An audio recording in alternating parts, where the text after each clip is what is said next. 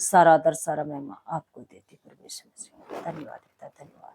आप सब विश्वास कीजिए और प्रार्थना को सुनिए, आप सब बिल्कुल चंगे भले हो जाएंगे।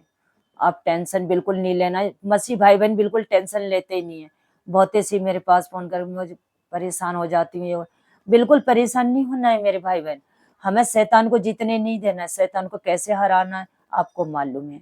प्रभु आप सबको आशीष दे, आमीन। प्रभु सबको चंगे भले रखे मेरे पिता।